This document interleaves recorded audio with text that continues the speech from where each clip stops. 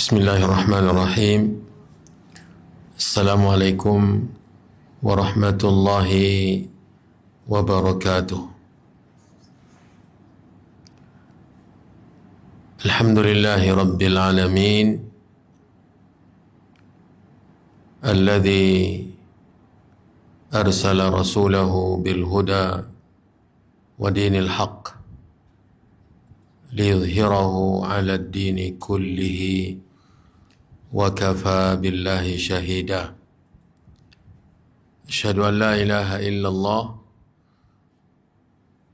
wahdahu la syarika lah wa asyhadu anna Muhammadan abduhu wa rasuluh. Allahumma salli wa sallim wa barik wa an'im ala nabiyyina wa rasulina Muhammadin wa ala alihi wa ashabihi wa man tabi'ahum bi ihsanin ila yaumiddin.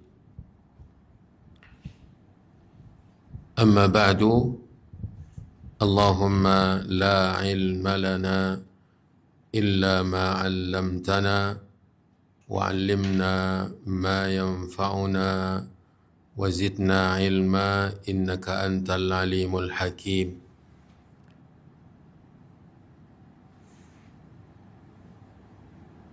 Ibu-ibu, para akhwat, para wanita muslimah yang semoga senantiasa dirahmati, dimuliakan dan diridhai Allah.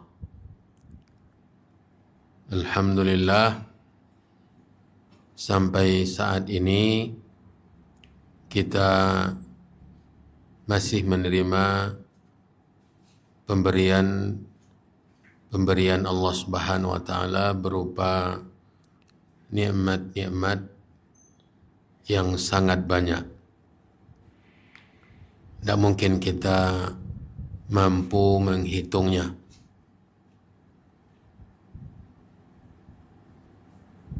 Ketika bangun dari tidur tadi pagi, alhamdulillah kita dapat perpanjangan jatah usia. Perpanjangan jatah usia, bertambahnya umur kita, nikmat dari Allah. Berarti masih dapat kita kesempatan menambah pahala, menambah persiapan kita untuk mengejar meraih surga Allah. Karena sebab untuk masuk surga adalah taqwa.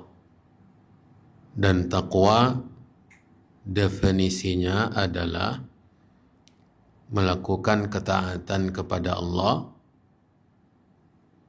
sesuai dengan tuntunan Allah, tujuannya meraih surga Allah.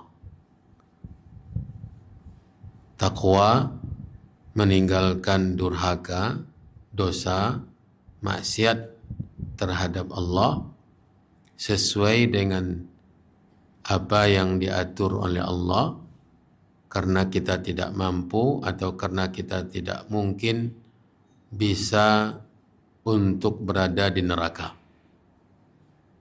Neraka siksanya sangat pedih. Itulah taqwa. Itulah sebab untuk masuk surga. Banyak di dalam Al-Quran dalil-dalil yang menyatakan surga itu untuk orang yang bertakwa. Inna lil muttaqina mafaza. Sesungguhnya bagi orang-orang yang bertakwa tempat kemenangan yaitu surga. Atau kemenangan yaitu mendapatkan surga. Karena mendapatkan surga sebenarnya itulah kemenangan yang hakiki.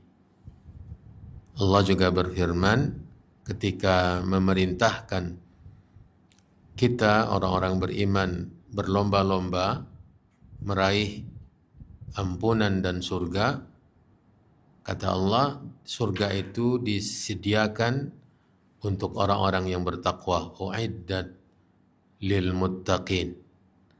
Disediakan oleh Allah surga untuk orang yang bertakwa. Bertambah usia, kita dapat kesempatan untuk menambah takwa. Bagaimana cara menambah takwa? Di antara cara menambah takwa adalah belajar agama, lebih mengenali Allah, lebih mengenali agama, dan lebih mengenali Rasulullah SAW.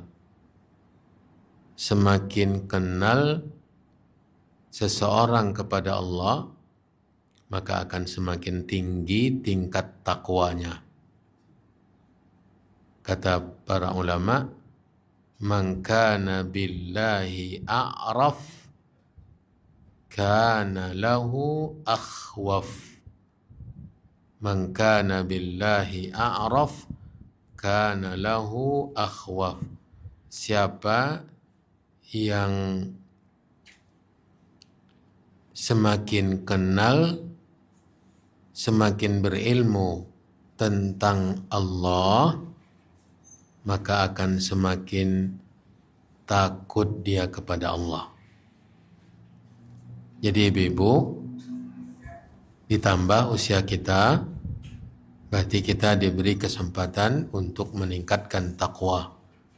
Apa saja cara meningkatkan takwa? Belajar agama. Apa dalilnya?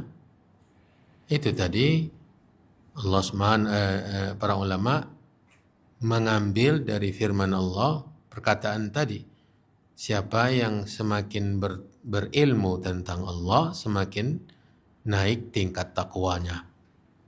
Allah Subhanahu wa taala berfirman, "Innama yakhshallaha min ibadihi al-ulama." Innama yakhshallaha min ibadihi al-ulama.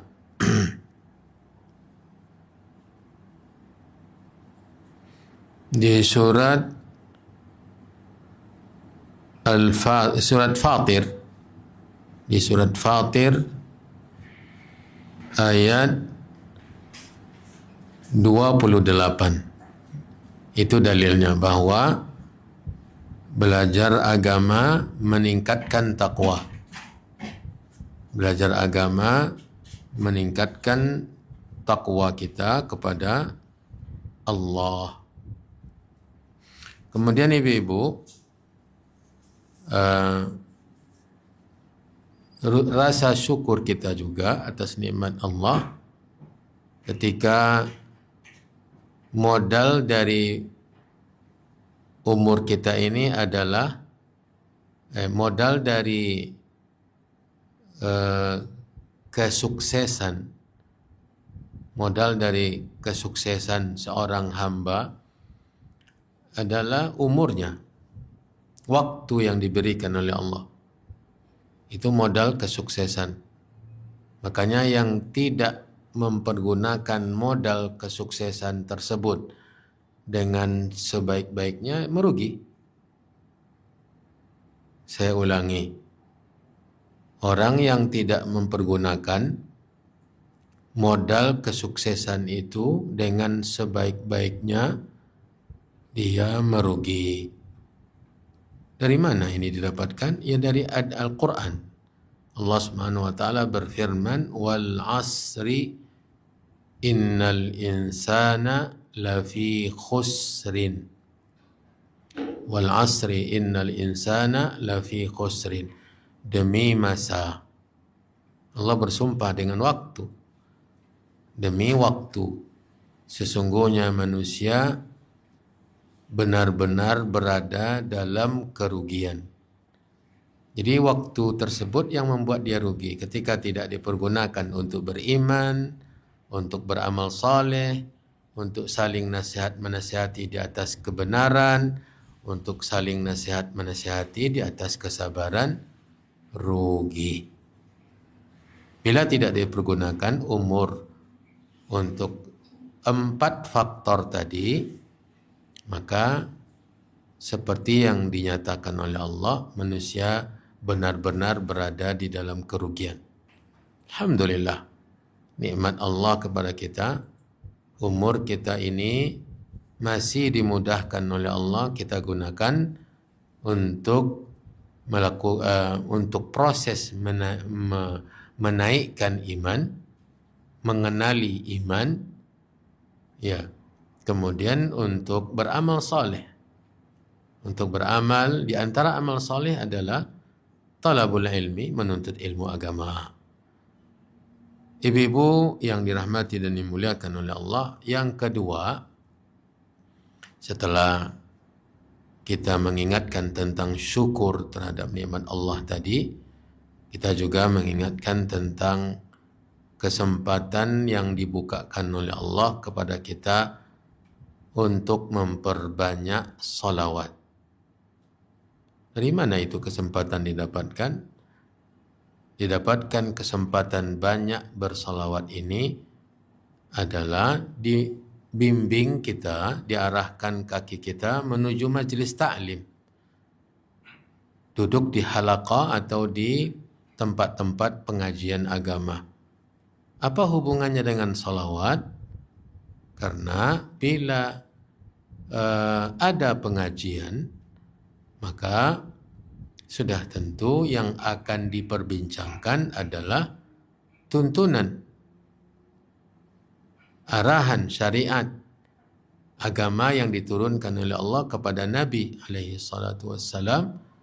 Nah, tentu akan sering kita mendengar sebutan nama-nama beliau, gelar-gelar beliau. An-Nabi, Ar-Rasul misalnya. Nah, ketika itu kita dituntut oleh Nabi bersalawat. Dan bahkan diancam, yang mendengar nama Nabi disebut, dia tidak bersalawat, balik lagi ke yang tadi, rugi. Kata Nabi SAW, raghima anfu abdin dzukirtu indahu falam yusalli alai. Merugilah seorang hamba, aku disebut di hadapannya tapi dia tidak bersalawat. Jadi kita ingatkan, ketika Allah bukakan kesempatan untuk kita agar bisa banyak bersalawat, kita tentu bersyukur kepada Allah. Rasa syukur kita itu bagaimana? Ya perbanyak salawat. Perbanyak salawat. Coba hitung-hitung dari bangun tadi sampai sekarang sudah berapa salawat kita untuk Nabi alaihi salatu wassalam. Di majelis ilmu inilah kesempatan untuk memperbanyaknya. Semoga Allah Subhanahu wa taala mudahkan untuk kita. Yang ketiga, ibu-ibu yang dirahmati dan dimuliakan oleh Allah, pembahasan kita sekarang ini agak berbeda dari biasa. Biasanya kita membaca kumpulan hadis-hadis iman, yang ditulis oleh Syekh Abdul Razak bin Abdul Muhsin Al-Abbad. Ya. Kumpulan hadis-hadis iman yang dikumpulkan oleh Syekh Abdul Razak bin Abdul Muhsin Al-Badr hafizahullah atau hafizahumallahu ta'ala. Namun dalam suasana akhir-akhir ini, ketika keadaan negeri kita tidaklah kondusif seperti yang kita harapkan, dalam kondisi yang seperti ini, ada beberapa hal yang perlu kita jadikan sebagai pedoman. Yang pertama, Bu, perbanyak menengadahkan tangan, berdoa, meminta kepada Allah, atau perbanyak ketika kita sujud dalam salat sunat, perbanyak ketika kita berdoa di antara azan dan iqamah untuk memohon kepada Allah agar menjaga negeri kita ini. Memohon kepada Allah agar melindungi negeri kita ini. Allahumma hfadz biladana min kulli su'in wa makruhin wa fitan. Allahumma hfadz biladana min kulli su'in wa makruhin wa fitan. Ya Allah, jagalah negeri kami ini dari segala keburukan, dari segala bahaya, dan dari segala fitnah. Fitnah itu adalah sesuatu yang tidak jelas mana yang berada di pihak yang benar, mana yang berada di pihak yang salah.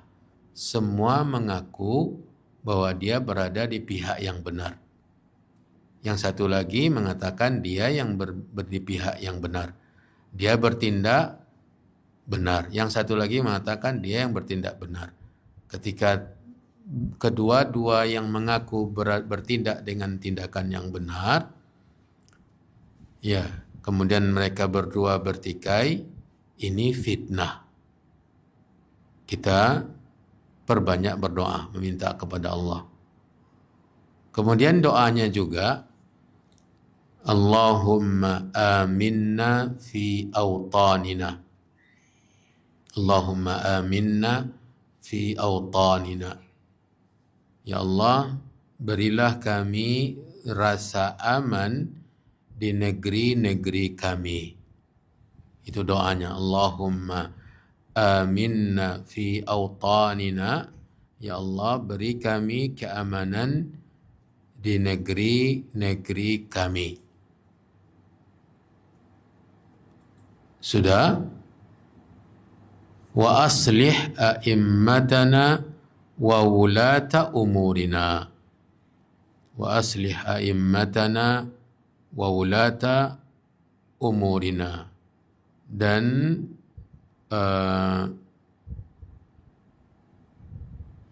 perbaikilah pemimpin-pemimpin dan orang-orang yang mengurusi negeri kami ini.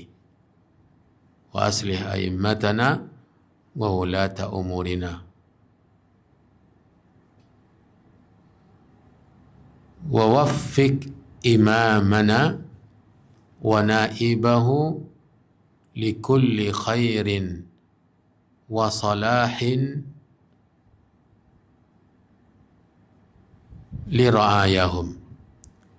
Waffiq waliya amrina wa naibahu likulli khairin wa salahin lira'ayahum. Dan berilah taufik presiden kami dan wakilnya untuk seluruh kebaikan dan kemaslahatan rakyatnya. Kita meminta kepada Allah yang menentukan apapun yang diinginkannya, dikehendakinya. Itulah di antara doanya yang mesti kita perbanyak dalam keadaan seperti ini. Kemudian yang kedua, ibu-ibu yang dirahmati dan dimuliakan oleh Allah, adalah berupaya menjaga beberapa organ penting di tubuh kita. Berupaya dalam kondisi suasana seperti sekarang ini, menjaga masing-masing kita, menjaga organ penting di tubuh kita. Yang pertama, lidah. Yang pertama, lidah. Menjaga lidah kita. Lidah, insya Allah semua ibu-ibu tahu apa yang dimaksud dengan lidah. Untuk lebih jelas juga, kata pakar ya tubuh manusia, mereka mengatakan lidah adalah organ berotot di dalam mulut yang berfungsi untuk mengecap rasa, untuk berbicara, untuk mengunyah, dan menelan. Itu di antara fungsinya. Organ yang ada di dalam mulut dan dia berotot. Organ lidah ini dilapisi oleh selaput lendir yang kaya akan papila, kata mereka. Apa itu papila? Papila adalah tonjolan kecil yang berisi kuncup pengecap untuk mendeteksi rasa manis, rasa asin, rasa pahit, dan asam dan umami. Ini tulisannya. Ya. Lidah dapat bergerak bebas. Makanya kata orang tua-tua, lidah tidak bertulang. Ya, lidah tidak bertulang.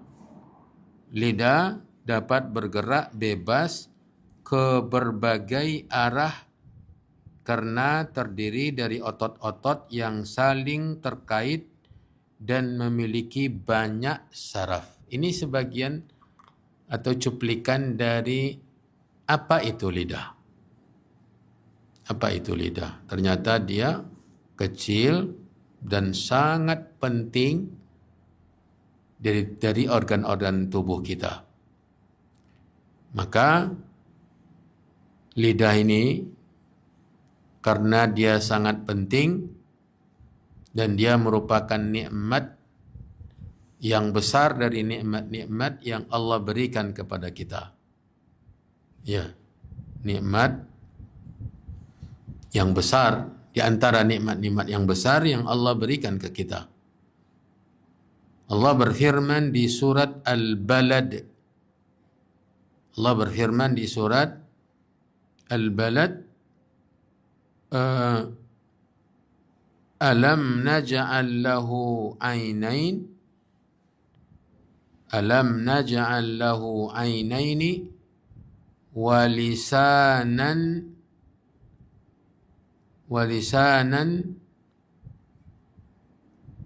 ya walisanan, ini dia, walisanan wa syafatain.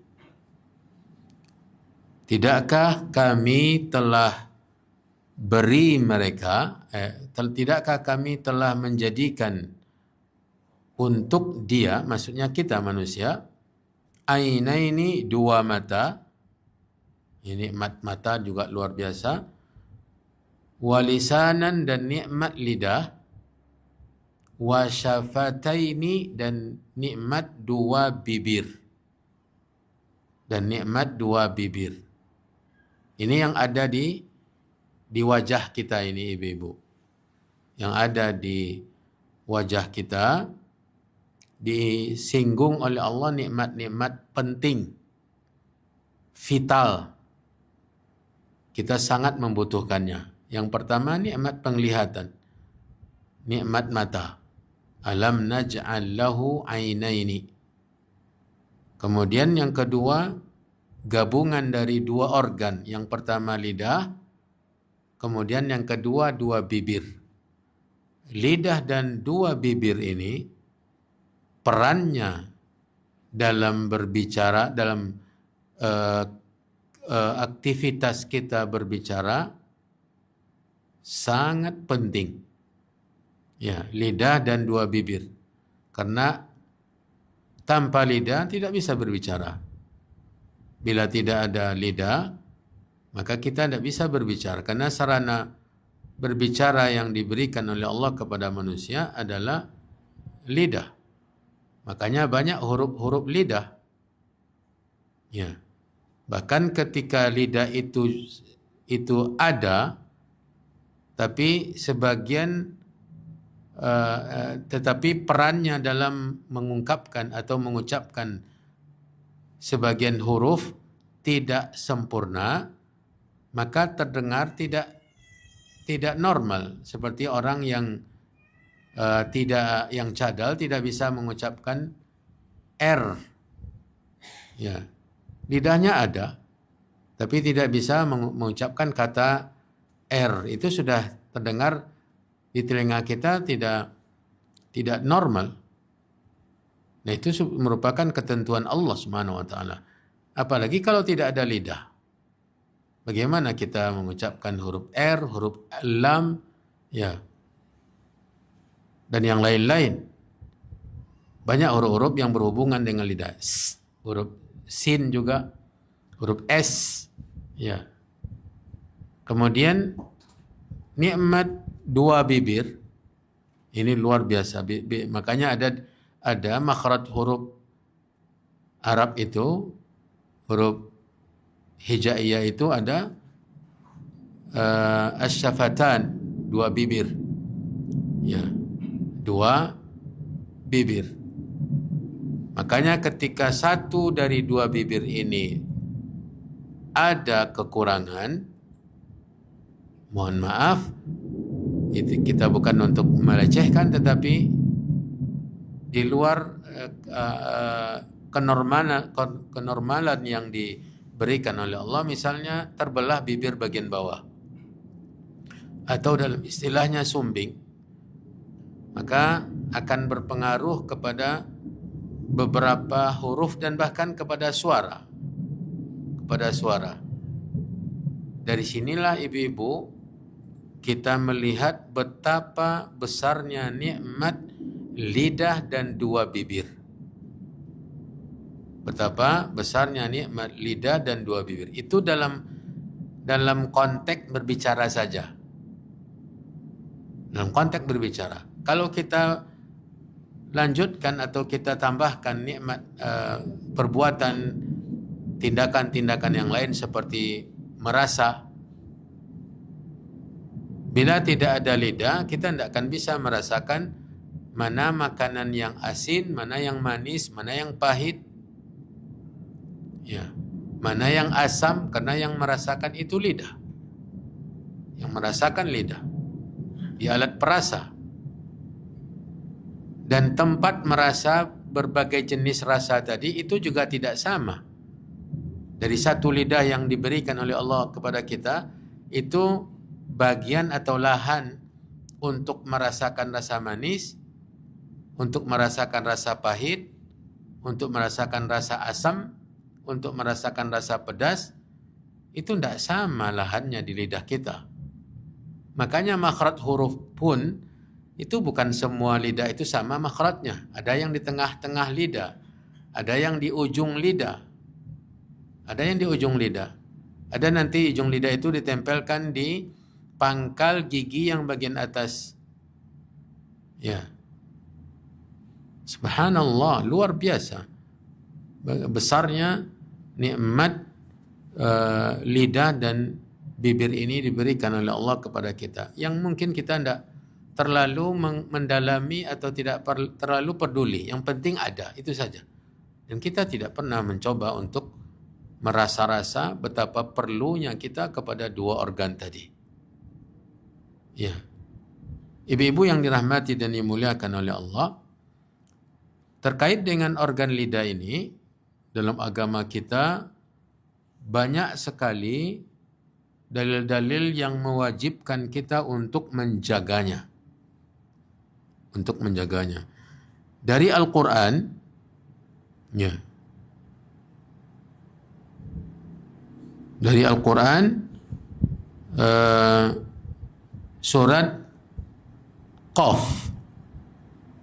Surat Qaf, Allah berfirman, "Ma yalfidhu min qawlin illa ladaihi raqibun atid." Ini ayat sangat menakutkan bagi orang-orang yang beriman tentunya. Allah Subhanahu wa taala mengabarkan bahwa di samping kita, kiri dan kanan, ditugaskan oleh Allah dua malaikat. Idh yatalaqqal mutalaqqiyani anil yamini wa anis shimali qa'id. Ma yalfidhu min qawlin illa ladaihi raqibun atid. Artinya, ingatlah ya, ketika dua malaikat mencatat amal perbuatannya, yang satu duduk di sebelah kanan dan yang lain di sebelah kiri. Kemanapun kita, malaikat akan tetap bersama. Kemudian peringatan Allah, ma yalfidhu min qawlin illa ladaihi raqibun atid. Tidak ada suatu kata yang diucapkan melainkan ada di sisinya malaikat pengawas yang selalu mencatat. Dia mengawasi dan mencatat. Benar-benar itu saja tugasnya. Mengawasi apa yang keluar dari mulut kita ini, Bu. Nah, kemudian nanti dia akan mereka berdua akan memilah-milah. Kalau yang akan berpahala ditulis oleh yang sebelah kanan. Kalau yang bernilai pahala ditulis oleh sebelah kanan, dikumpulkan olehnya. Yang bila seandainya kata-kata kita itu dosa, maka dicatat, dikumpulkan oleh yang sebelah kiri. Dan mereka benar-benar amanah. Malaikat itu amanah. Tidak ada yang ditambah-tambah dan juga tidak akan ada yang dikurang-kurangi oleh mereka. Dari 1 jam kita berbicara dengan kawan kita, baik langsung maupun secara online, melalui chatting atau melalui telepon, itu mereka akan memilih-milih. Bila yang berdosa ditulis oleh yang sebelah kiri, bila berpahala ditulis oleh yang sebelah kanan. Dan sampai nanti di hadapan Allah, itu kita terima total semuanya selama hidup kita. Tidak setengah kata pun yang kurang, baik dari sisi pahala maupun yang dari sisi dosanya. Tidak setengah kata, jangankan satu kata. Tidak setengah kata pun yang kurang. Kira-kira tidak menakutkankah ancaman Allah yang seperti ini di sisi atau di saat kita tidak peduli keluar dari mulut kita? Tidakkah memberikan kita semangat? Tidakkah memberi kita semangat jika kita selalu menjaga lisan untuk berbicara sebanyak-banyaknya dengan kata-kata yang diridhai oleh Allah? Tentu kita akan semangat karena setiap kata yang kita keluarkan dicatat lengkap oleh yang sebelah kanan tadi, Bu. Ayat ini memang sangat pantas saat ini untuk kita letakkan di depan mata kita sehingga tidak lupa. Sekarang yang ngomong, walau dia tidak tahu menahu, semua bisa. Terkait dengan kondisi negara kita sekarang ini. Semua ingin berbicara. Semua ingin menyampaikan pendapatnya. Tapi dia tidak tahu atau tidak menyadari bahwa yang keluar dari mulutnya, baik dengan suara maupun secara tertulis di sosial media, itu nanti akan dia dapatkan seluruhnya. Andai yang dari bangun pagi sampai tidur yang berbicara, mengeluarkan komentar-komentar, itu semuanya dosa, pasti kita akan menyesali. akan berbahaya. Nanti kita akan sebutkan hadisnya. Uh, kita tidak akan berpanjang-panjang tentang ini. Di hadapan kita, Ibu, ada sebuah tulisan kecil, tabloid, ya, tabloid, ditulis oleh guru kita Syekh Abdul Razak, ya, penulis kitab yang sering kita baca, hadis-hadis iman, Abdul Razak bin Abdul Muhsin Al-Badr hafizahumullah. Dia beri judul tablet ini dengan fawaid, ya, fawaid, faedah menjaga lidah, ya, faedah menjaga lidah.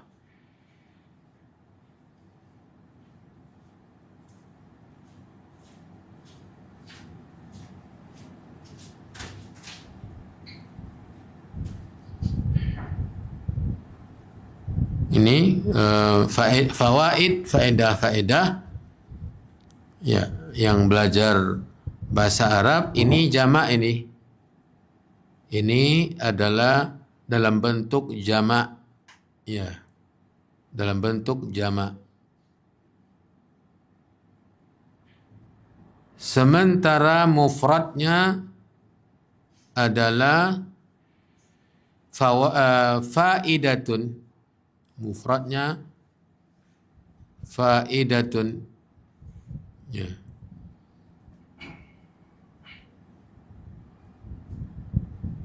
Faidatun, ya. Ini miring tulisannya, mudah-mudahan bisa dibaca. Faidatun itu satu, artinya satu faedah. Kalau dua faedah, faidatani. Kalau banyak faedah, itu yang ada tertulis di hadapan ibu-ibu semua adalah fawaidu. Faedah, siyanat menjaga. Ya, menjaga maksudnya memelihara lidah, mengontrol lidah. Ya, al-lisan, lidah. Al-lisan ini artinya lidah. Kita akan baca beberapa poin dari tulisan beliau ini. Jadi intinya adalah untuk memotivasi bagaimana kita mampu menjaga lidah, maka beliau menjelaskan tentang apa saja faedah ketika kita menjaga lidah. Di awal, Syekh Abdul Razak mengingatkan kita tentang nikmat. Ya, dia mengatakan, menukilkan ayat di surat An-Nahl ayat 18. Ini ayatnya selalu kita dengar, ya. An-Nahl 18. Wa in ta'uddu ni'matallah la tuhsuha. Wa in ta'uddu ni'matallah la tuhsuha. Dan jika kalian hitung nikmat-nikmat Allah, niscaya tidak akan mampu kalian menentukan jumlahnya. Tidak bisa menotalkan atau mentotalkan nikmat Allah. Totalnya nikmat yang saya terima saat ini 1000. Tidak bisa. Saking banyaknya. Contoh tadi tentang lidah dan 2 bibir saja. Ya. Bahkan untuk, jangan dikira, saya teringat pula ini. Tadi 2 bibir kita umpamakan hanya untuk melafazkan huruf. Ternyata dua bibir ini berpengaruh juga dalam menghisap makanan, menghisap kopi, teh. Ya. Terkadang nikmatnya isapan atau hirupan kopi yang hangat itu pada bibirnya, bahkan bersuara. Di suara isapan hirupan bibir itulah yang terasa nikmat. Andai kurang, ya, bibirnya melepuh misalnya, bibirnya sariawan, hilang rasa nikmat menghirup teh atau kopi. Jadi bukan hanya untuk berbicara. Ibu-ibu, ingat bahwa nikmat Allah sangat banyak dan kita tidak mampu menghitung. Itu bukan dalam seumur kita. sesaat ketika ayat ini kita baca, cobalah hitung. Tidak bisa kita menghitung seberapa banyaknya nikmat yang sudah kita terima dari Allah Subhanahu wa taala. Nikmat aman. Ya. Nikmat aman, tidak ada khawatir, tidak ada cemas. Ya. Ini luar biasa.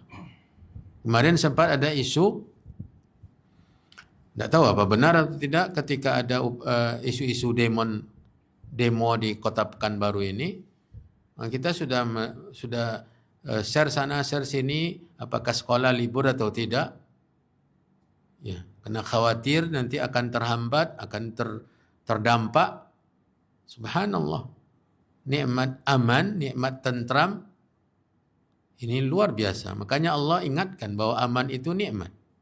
Tentram, tidak ada masalah, tidak ada keriuhan, tidak ada hal-hal yang ricuh, ya, tidak ada kericuhan, itu nikmat. Ricuh itu hilangnya nikmat, hilangnya nikmat. Maka menjaga nikmat ini wajib, karena kalau kita tidak jaga dicabut oleh Allah. Itu ayat yang pertama yang dibawakan oleh Syekh Abdul Razak tentang nikmat Allah sangat banyak. Ayat kedua masih surah An-Nahl, Bu, ayat 53. An-Nahl 53, "Wa ma bikum min ni'matin faminallah." Tadi An-Nahl 18 ya. Sekarang An-Nahl 53. Ini faedah.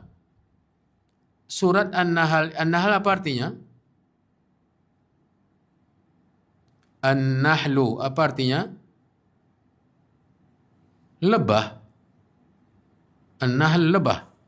Ya, An-Nahlu lebah. Surat lebah ini dinamakan dengan nama yang lain, yaitu surat nikmat. Surat lebah ini nama lainnya surat nikmat, karena di surat ini Allah Subhanahu wa taala paparkan beberapa bentuk nikmat yang Allah berikan, seperti madu, seperti kendaraan, pakaian. Di surat An-Nahl ini Allah ceritakan madu lebah itu, makanya namakan dengan surat An-Nahl, ambil dari cerita tentang nikmat madu lebah yang dikerahkan oleh Allah untuk manusia. Jadi dua ayat di surat An-Nahl ini menjadi rumus bahwa nikmat yang kita terima dari Allah sangatlah banyak. Wa in ta'uddu ni'matallahi la tuhsuha 18, wa ma bikum min ni'matin faminallah 53. Kemudian ibu-ibu, beliau mengingatkan kita juga tentang nikmat yang kita terima berupa jasad ini, terutama di surat Al-Balad tadi ya. Di surat Al-Balad ayat 89, ya. Tampilannya di layar itu jelas, Bu.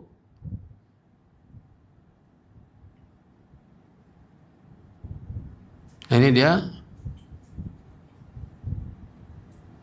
Tidak terputus.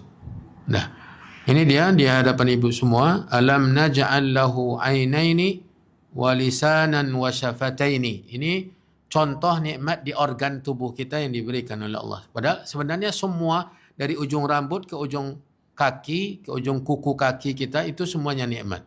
Makanya Allah tegaskan di surat Al-Dzariyat, wa fi anfusikum afala tubsirun. Dan pada dirimu, apakah kamu tidak melihat betapa nampak jelas tanda-tanda kemahabesaran Allah? Ini juga upaya beliau untuk mengingatkan kita tentang nikmat Allah, baik yang secara keseluruhan maupun di tubuh kita.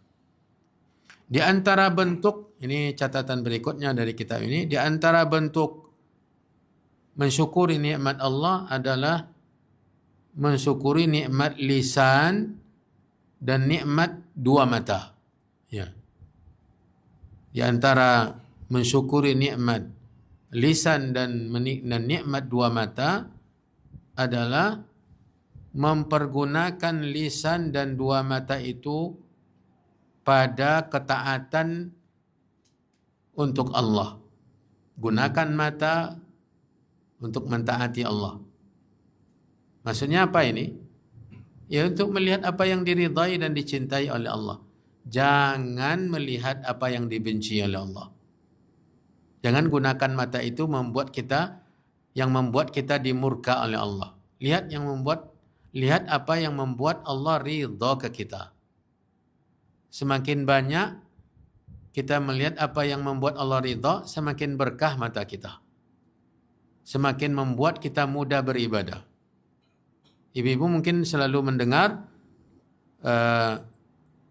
ungkapan ustaz kita, ya, bahwa yang tidak menjaga matanya di siang hari, maka susah untuk bangun qiyamul lail di malam hari. Dan ini mujarrab. Kalau pandangan mata dihalangi dari melihat yang dimurka oleh Allah, maka Allah akan mudahkan dia untuk melakukan apa yang diridhai oleh Allah, untuk menangis karena takut kepada Allah. Ainani lam tamassahuman nar, dua mata yang tidak akan disentuh oleh api neraka.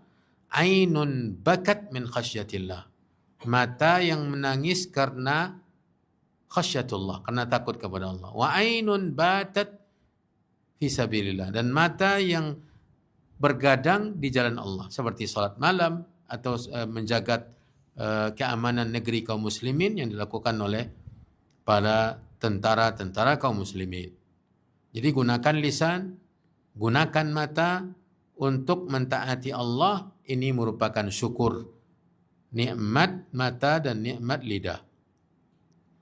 Menjauhkan mata dan lidah dari apa yang dimurka oleh Allah. Wa antusana an kulli ma yuskitullaha tabaraka wa ta'ala. Wa man akramahu Allahu bi siyanati basarihi wa siyanati lisanihi. Ini luar biasa ini. Siapa yang Allah muliakan, jadi itu kemuliaan diberikan oleh Allah. Bentuknya apa? Bentuknya dengan mampu menjaga matanya, mampu menjaga lidahnya. Orang yang sudah seperti itu mendapatkan kemuliaan dari Allah, sehingga mudah dia menjaga lidah, mudah dia menjaga mata, maka dia lah yang akan menang. Man akramahu Allahu bi siyanati basarihi wa siyanati lisanihi faza bi fawaid 'azimah, dia akan meraih kemenangan dengan kebaikan-kebaikan dan faedah-faedah yang banyak. Wa khairatin amimah, kebaikan yang banyak. Wa thimarin la tu'addu wa la tuhsa, dan buah yang tidak terhitung banyaknya, kalau bisa dijaga pandangan mata dan ucapan lidah atau perbuatan lidah. Sekarang kita masuk kepada faedah-faedah yang disampaikan oleh Syekh Abdul Razak dari menjaga lisan, menjaga lidah. Faedah yang pertama, Bu, kata beliau, anna dzalika sababun li ghufranidz dzunubi wa salahil a'mal. Yang pertama, menjaga lidah merupakan sebab, maaf saya gunakan tinta merah, ya, atau kita rubah warnanya.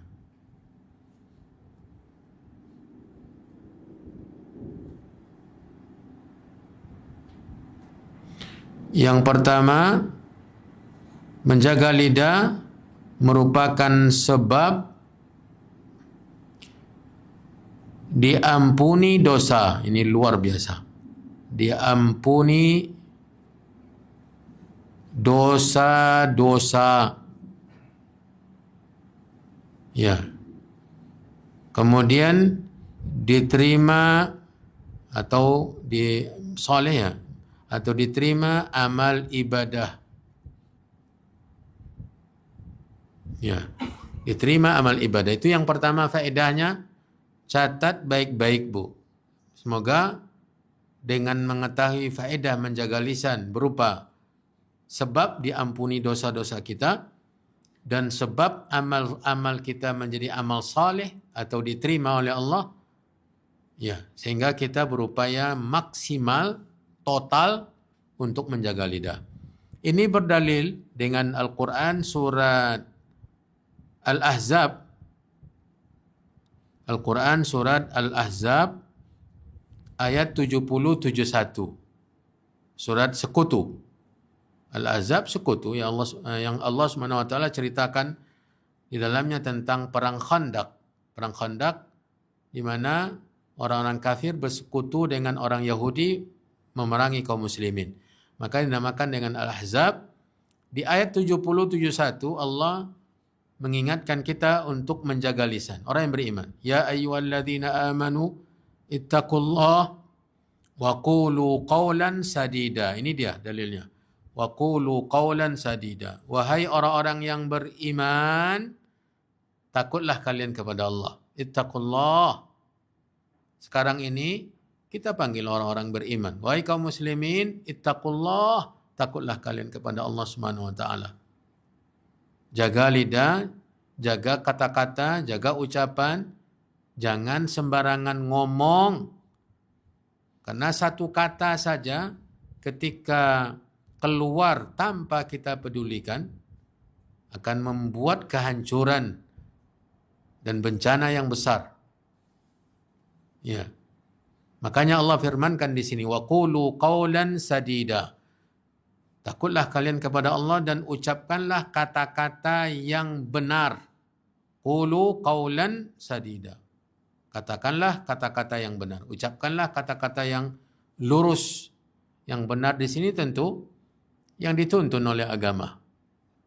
Yang diarahkan oleh agama, oleh Al-Quran, oleh hadis-hadis Nabi, yang dicontohkan oleh Rasulullah SAW. Dari kata-kata tauhid, la ilaha illallah, dari membaca Al-Quran, ini juga kata-kata yang dibaca, yang diucapkan, dari memberi nasihat, ya, dan yang lain-lain, dan menghindarkan diri dari kata-kata yang dosa, ya. Apa jaminannya atau apa balasannya jika orang-orang yang beriman itu bertakwa dan mengatakan kata-kata yang baik? Kata Allah melanjutkan, yuslih lakum a'malakum. Ini faedah atau buah yang kedua tadi. Diterima amal ibadah atau dijadikan ibadah amal kita saleh. Diperbaiki oleh Allah. Dijadikan saleh, diterima oleh Allah. Yuslih lakum a'malakum. Niscaya Allah akan memperbaiki amalan-amalan kalian. Kalau amalan itu sudah diperbaiki, otomatis diterima oleh Allah.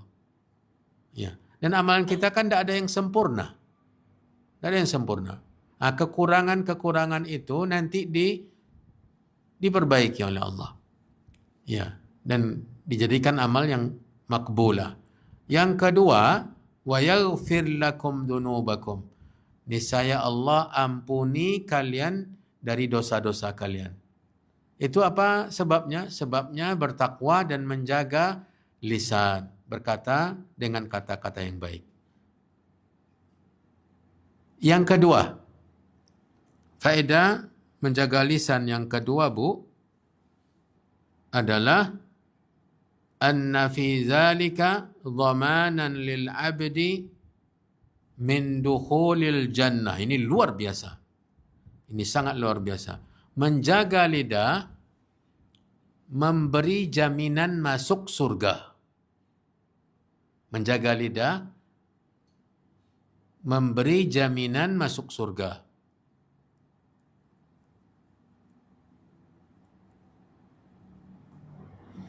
Memberi jaminan masuk surga. Luar biasa. Jaminan dari Nabi. Yang menjamin masuk surga itu Nabi. Tapi dengan catatan kita jaga lidah.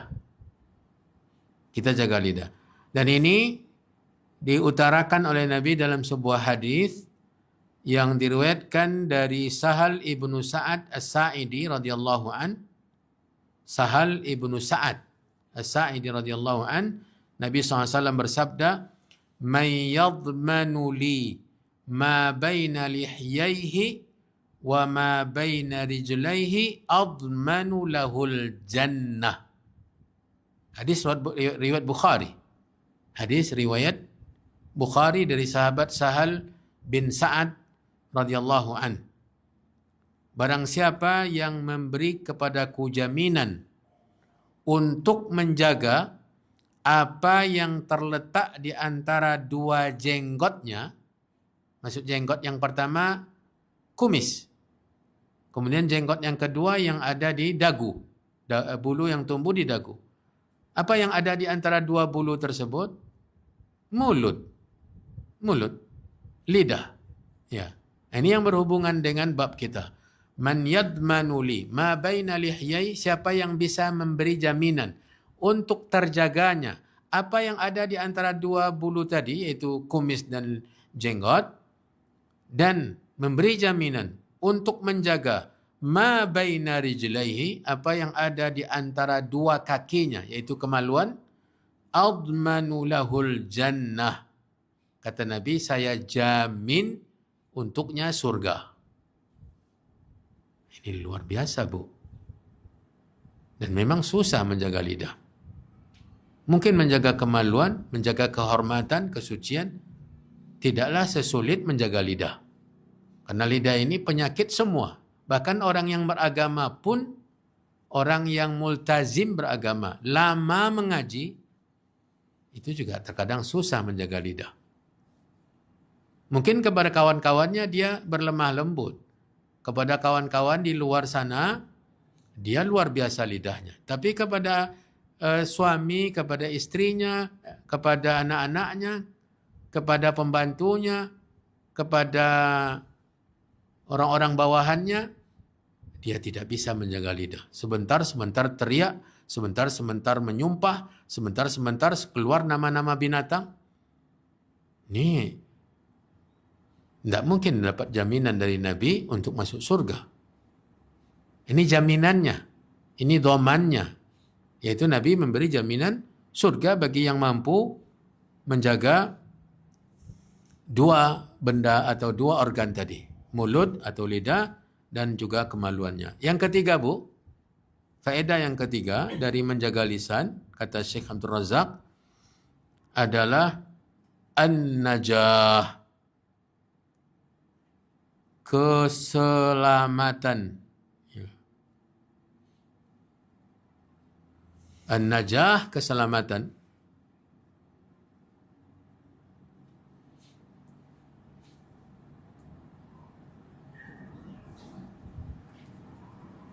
An-najatu, ya, an-najatu, keselamatan, kesuksesan dunia akhirat. An-najah, najatul abdi fi dunyahu wa ukhra. Selamatnya seorang hamba karena menjaga lisan dunia akhirat. Dunia akhirat. Bukan hanya di akhirat, di dunianya pun selamat. Di dunia pun selamat. Kita lihat sekarang realita yang tidak mampu menjaga lidah, dia akan berbenturan dengan berbagai macam problem dalam kehidupannya. Hari ini dia berkata, besok dia minta maaf. Besok dia diminta secara paksa untuk mengeluarkan pernyataan memohon maaf. Pernyataan permohonan maaf atas kata-kata saya. Luar biasa. Mudah kita keluarkan, tetapi untuk menariknya kembali tidak bisa. Makanya kata para ulama, kata-kata itu sebelum keluar dari mulut kita, kita rajanya. Kata-kata sebelum keluar dari mulut kita, kita penguasanya. Kita bisa bungkam. Kita bisa tutup mulut. Kata Nabi, amsik alaika hada, kuffa alaika hada. Tahan olehmu ini. Kita masih bisa menahannya kalau sebelum keluar. Kalau sudah keluar, tersebar di media, sampai kemana-mana, atau sudah keluar dalam bentuk tulisan, itu tidak bisa untuk ditarik seketika.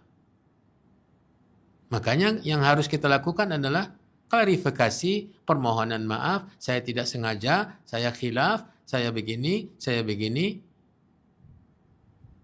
Nah, inilah kata-kata kita. Kata para ulama, sebelum keluar kita rajanya.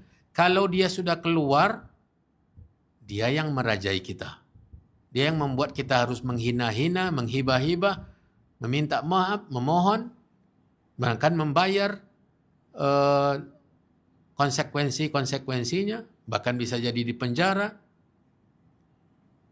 Dia yang menguasai kita, Bu.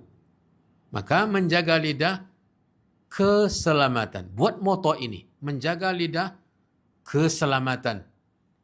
Hibzul lisan an-najah fid dunya wal akhirah.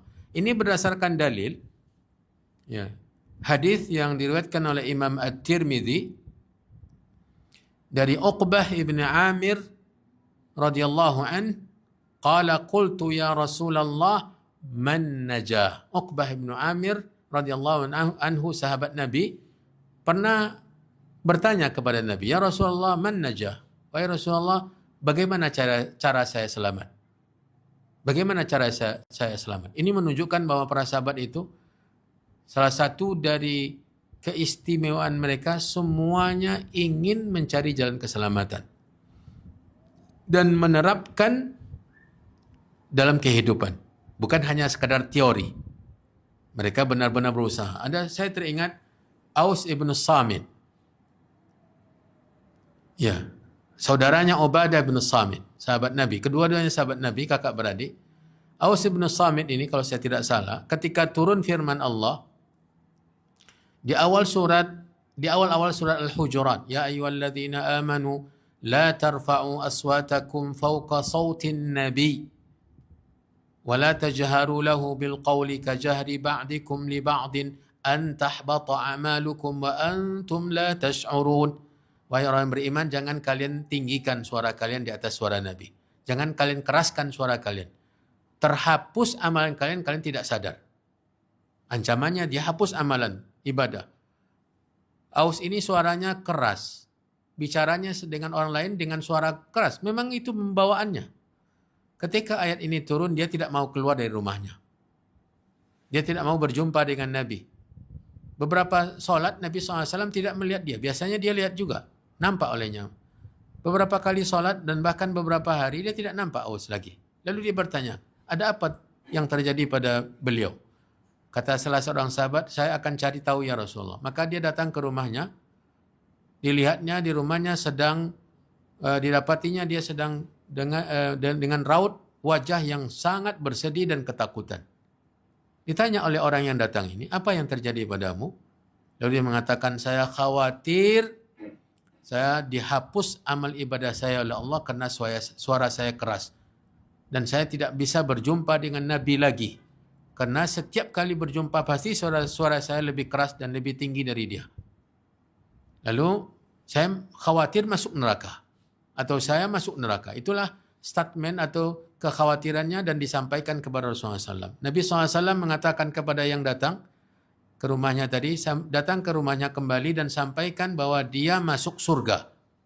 Ini ibu, bagaimana para sahabat itu benar-benar khawatir masuk neraka dan benar-benar ingin masuk surga. Ini yang ada pada Uqbah bin Amir dalam hadis kita. Dia bertanya, ya Rasulullah, bagaimana saya selamat? Seharusnya kita di dunia ini, moto kita itu, bagaimana selamat dunia akhirat? Kata Nabi SAW memberikan solusi, langkah-langkah, trik untuk bisa selamat. Kata beliau, amsik alaika lisanak. Amsik alaika lisanak. Ini opsi atau langkah yang pertama. Pegang olehmu wahai Uqbah lidahmu. Pegang lidah ini maksudnya jangan lepaskan, jangan biarkan dia ngomong semaunya. Tapi engkau harus kontrol, harus jaga. Nabi mengumpamakan memegang. Cobalah ibu-ibu keluarkan lidah, pegang. Apakah akan keluar satu kata pun? Tidak akan bisa keluar satu kata pun. Karena kita keluarkan dan kita pegang. Inilah bagaimana Nabi menekankan untuk benar-benar maksimal dalam menjaga lidah. Kemudian yang kedua, untuk bisa selamat, wal yasa'ka baituk. Hendaklah rumahmu selalu lapang bagimu. Artinya jangan kemana-mana. Jangan merasa rumah itu penjara. Makanya diungkapkan bahwa rumah itu surga. Tempat kita untuk mencari pahala, untuk menjadikan rumah itu sebagai seakan-akan surga.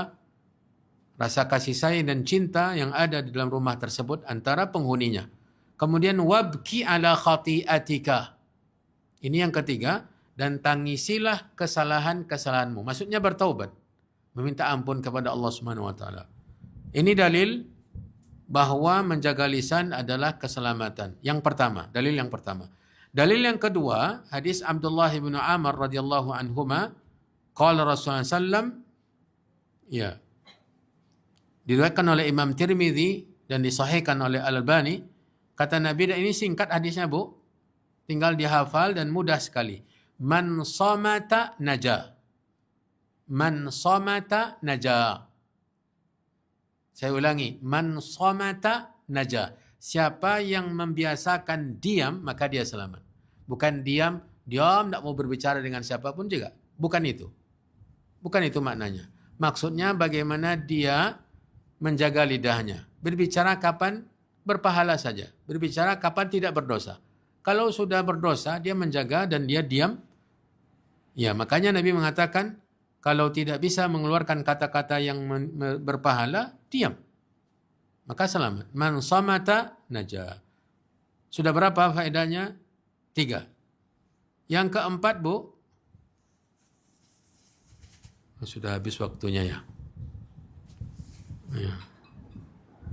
Ada berapa di sini kita lihat? Sisanya 1, 2, 3. Ada 3 lagi. Ya, kita tangguhkan sajalah. Ya, kita tunda. Bila nanti ada kesempatan yang lain, kita akan lanjutkan membahas tentang faedah-faedah menjaga lisan agar kita dapat semangat, motivasi, dapat kekuatan untuk benar-benar menjaga lidah, terutama dalam kondisi sekarang. Maka jangan ikut nimbrung di sosial media itu, Bu.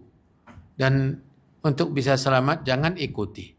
Yang penting yang pertama tadi yang saya dahulukan, perbanyak berdoa agar Allah Subhanahu wa taala menjaga negeri kita ini, memperbaiki pemimpin-pemimpin kita. Tidak ada yang sempurna, kita pun juga banyak salah. Ya, kita juga banyak salah. Maka tidak ada solusi kecuali kita terapkan pada diri kita masing-masing. Bagaimana tuntunan agama yang baik, berakhlaklah dengan tuntunan agama, kemudian sebarkan kepada yang lain. Semoga Allah Subhanahu wa taala selalu menjaga kita. Allahumma ihfaz biladana, Allahumma ihfaz biladana min kulli su'in wa makruhin wa fitnatin. Allahumma ihfaz biladana min kulli su'in wa makruhin wa fitnah. Allahumma aminna fi awtanina wa aslih a'immatana wa ulata umurina. Allahumma waffiq waliya amrina wa naibahu ila kulli khairin wa salahin wa ma fihi masalih li ra'ayahum. Allahumma man aradana wa arada biladana wa arada al-islam wal muslimina bisu'in fa ashghilhu bi nafsihi waj'al tadbirahu tadmiran alayhi. Allahumma rudda kaidahu ila nahrihi ya qawiyyu ya azizu ya matin. Kita sediakan sisa waktu untuk tanya jawab. Pertanyaan pertama, Assalamualaikum Ustaz. Waalaikumsalam warahmatullahi. Saya pernah mendengar bahwa salah satu kemuliaan Al-Quran adalah Al-Quran menjadi solusi dalam setiap masalah yang kita hadapi. Jadi bagaimana caranya menjadikan Al-Quran itu sebagai solusi? Ya tentu memahami. Ya tidak, solusinya bukan dalam membaca. Solusinya bukan hanya sekedar membaca. Memang terkadang membaca juga solusi untuk ketenangan hati, ketentraman jiwa. Membaca Al-Quran adalah solusinya. Ya, alladzina amanu wa tatma'innu qulubuhum bi dzikrillah.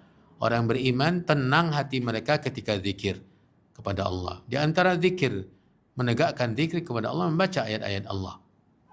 Membaca ayat-ayat Allah Subhanahu wa taala. Tetapi untuk berbagai problem dalam kehidupan, tentu menerapkan tuntunan Al-Quran. Berhenti kata Al-Quran, kita berhenti. Lanjut kata Al-Quran, kita lanjut. Ya, tegak kata Al-Quran, kita berdiri. Duduk kata Al-Quran, kita duduk. Itu yang akan memberikan solusi. Makanya Allah dalam konteks bermuamalah dengan pemimpin, Allah Subhanahu wa taala menyuruh kita untuk patuh. Ya ayyuhalladzina amanu athi'ullaha wa athi'ur rasul wa ulil amri minkum. Wahai orang beriman, taatilah Allah, taatilah Rasul, dan orang-orang yang mengurusi urusan kalian. Maksudnya pemimpin di antara kalian. Diperintah oleh Allah. Selama dalam konteks ketaatan kepada Allah dan Rasulnya. Kemudian yang lain, bersabar. Ini juga perintah Al-Quran. Ya ayyuhalladzina amanu isbiru wasabiru. Sabar solusi dari segala banyak dari berbagai macam masalah dalam hidup ini. Menahan diri untuk tidak marah, emosi. Ini luar biasa. Menjadi solusi dari berbagai macam kericuhan dan bencana. Menahan diri, menjaga. Ya, kemudian di antara yang diajarkan Al-Quran adalah lemah lembut. Lemah lembut. Al-Quran menyuruh kita berlemah lembut. Hadis Nabi menyuruh kita berlemah lembut. Walau kunta faddan ghalidhal qalbi lam faddu min hawli. Kata Allah kepada nabinya, andai engkau dalam memiliki keras hati dan kasar, maka orang-orang akan menjauh darimu. Fa bima rahmatin minallahi linta lahum. Atas nikmat rahmat Allah, maka engkau berlemah lembut dengan mereka. Lemah lembut itu solusi dari berbagai macam kekacauan yang terjadi. Luar biasa Al-Quran mengajarkannya. Itu salah satu contohnya, Bu. Wallahu a'lam. Assalamualaikum Ustaz. Waalaikumsalam warahmatullahi. Apa hukumnya seorang wanita yang suka menonton film dan drama Korea dari HP-nya, tapi menonton tersebut tidak melalaikannya dalam beribadah, hanya dijadikan sebagai hiburan. Ya. Ibadah itu jangan dikira hanya sholat, baca Al-Quran, pengajian. Ibadah itu adalah ismun jami'un likulli ma yuhibbuhullah wa yardah. Sebuah kata yang mencakup seluruh yang dicintai dan diridhai oleh Allah, baik perkataan maupun perbuatan. Kita disuruh menjaga waktu, karena berlalunya waktu yang sia-sia dosa. Berlalunya waktu sia-sia tidak ada menghasilkan pahala, ini dosa. Artinya apalagi kalau kita melihat di situ dalam drama atau film itu aurat laki-laki yang lain, perempuan melihat laki-laki, bersiuman dengan perempuan, berpegangan, berpelukan, ini semuanya maksiat. Ya, mungkin tidak melalaikan dari waktu sholat, iya. Tidak melalaikan dari halaqah kajian, juga tidak. Tapi kan melalaikan dari zikir kepada Allah dengan melihat apa yang tidak diridhai oleh Allah Subhanahu wa taala, wabillahi taufiq. Dan itu bukan hiburan. Hiburan yang sebenarnya adalah hiburan iman yang membuat hati kita tenang. Itu tidak akan tenang hati kita. Ya, dosa tidak akan menenangkan hati. Lalai dan lengah dari zikir kepada Allah mengeraskan hati. Kata Allah Subhanahu wa taala menegur orang yang beriman, "Alam ya'ni lil ladzina amanu an takhsha'a qulubuhum li dzikrillah?" Apakah belum tiba waktu bagi orang yang beriman untuk khusyuk dalam berzikir kepada Allah? Ya. Khusyuk itu ketenangan. Tadi kita juga bacakan ayat, "Alladzina amanu wa tatma'innu qulubuhum bi dzikrillah." Zikir kepada Allah yang menenangkan hati, bukan hiburan itu. Itu justru menyempitkan hati. Wabillahi taufiq. Ustaz, apa hukumnya pembeli, penjual, dan pemakai barang-barang kalau KW ya? Apa hukumnya pembeli, penjual, dan pemakai barang-barang KW alias asli tapi palsu? Contohnya, tas-tas yang bermerek Gucci ya, dan yang lain-lain disebut merek-merek di sini ya. Kalau memang haram, lantas bagaimana nasib tas atau barang-barang yang sudah terlanjur dibeli? Tidak apa-apa dijual, Bu. Tidak apa-apa dibeli, tapi yang menjual jelaskan bahwa ini KW.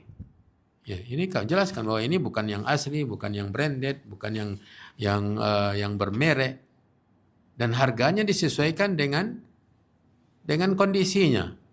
Tapi kalau menipu dengan mereknya, ya, ternyata dia KW dijual dengan harga asli, ini penipuan dan ini dosa. Ini penipuan dan dosa. Kalau itu dilakukan maka berdosa. Tapi kalau dijelaskan ini bukan asli, ini bukan yang asli, tetapi ini KW1, KW2, harganya segini di bawah harga yang asli, tidak apa-apa. Ya, tidak apa-apa. Wallahu a'lam. Assalamualaikum Ustaz. Waalaikumsalam warahmatullah. Maaf di luar tema, Ustaz, ayah saya mempunyai 2 orang istri, ibu saya adalah istri kedua. Ketiga orang tua kami telah meninggal, ayah saya membelikan sebidang tanah untuk ibu saya dan surat tanah atas nama ibu saya. Saat ini anak-anak dari istri pertama meminta bahagian warisan dari tanah ibu saya. Pertanyaan saya, apakah anak-anak istri pertama mempunyai hak warisan atas milik istri kedua atau sebaliknya? Syukran, jazakumullah khairan. Iya, walau atas nama istri kedua. Jangan biarkan nanti ayah ibu di akhirat stroke dia. Karena kalau istri pertama tidak dibelikannya tanah, sementara istri kedua dibelikan tanah, dibuat atas nama istri kedua karena lebih cinta, lebih sayang kepada istri kedua, maka dia tidak adil. Stroke nanti di akhirat. Maka yang di bidang tanah yang di atas namakan ibu, orang tua ibu tadi, itu harta warisan dan dibagikan kepada semua saudara. Wallahu a'lam. Kalau tidak diberi apa-apa kepada istri pertama, ini tidak adil. Ya, wallahu a'lam.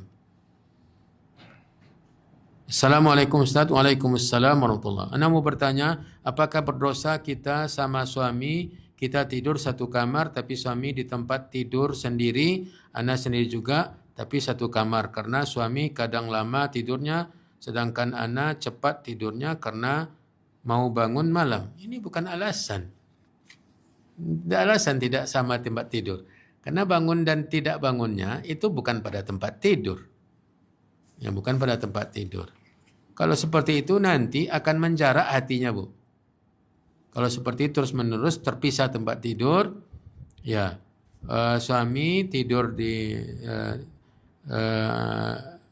ibu tidur sendiri, suami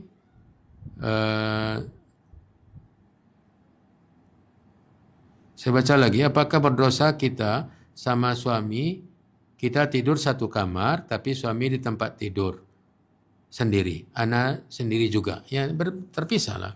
Hati-hati, ini akan memisahkan. Yang akan membuat akan semakin erat, ya tidur berdampingan, berpeluk-pelukan. Tidak pandang usia nih, tidak pandang usia. Iya, bukan sudah tua nanti sudah menofas ibu pisah ranjang, maksudnya karena sudah tua tidak layak untuk berdampingan. Enggak. Nabi SAW dengan Aisyah itu sudah tua dia. Sudah di atas 55 dia menikah. Sudah 50 ke atas. Sementara istrinya masih 9 tahun. Ya. Jadi harmonis itu tidak dilihat pada usia. Dan jangan pisah. Jangan pisah. Karena kalau nanti terpisah, suami merasa dia tidak punya istri. Ibu juga tidak merasa tidak punya suami. Walau nampak dari jauh. Ya. Walau nampak dari jauh. Makanya Nabi SAW selalu mencium istrinya. Pergi sholat dia cium istrinya. Ini yang akan melanggengkan cinta. Ya. Wallahul muwaffiq. Apakah bisa surat Al-Waqi'ah di pagi hari dilakukan sebagai kewajiban seperti tiap malam baca Al-Mulk? Tidak ada kewajiban baca surat apapun juga. Kecuali surat Al-Fatihah ketika sholat.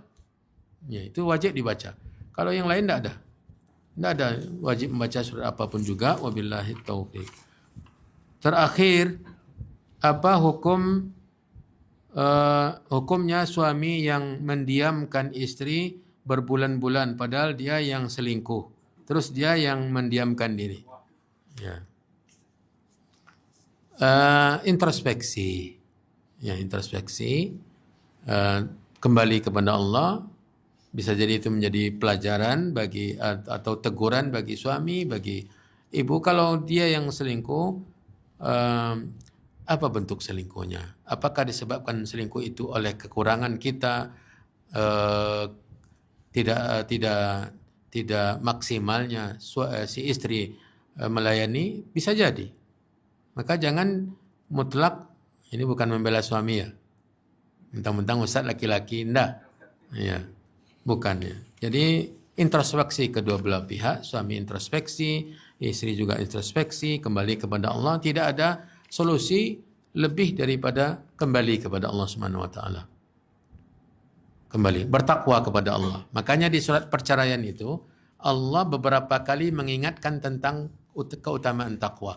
Wa may yattaqillaha yaj'al lahu makhraja wa may yattaqillaha yaj'al lahu min amrihi yusra. Ya. Di surat At-Talaq itu diletakkan oleh Allah agar para suami istri menjadikan solusi takwa dari menjadikan takwa sebagai solusi dari berbagai macam problematika rumah tangga. Wallahu ta'ala huwal muwaffiq. Itu pertanyaan-pertanyaan yang ada. Wallahu ta'ala a'lam wa sallallahu wasallam wa baraka wa an'am ala nabiyyina wa rasulina Muhammadin wa ala alihi wa ashabihi wa man tabi'ahum bi ihsanin ila yaumiddin. Wassalamualaikum warahmatullahi wabarakatuh.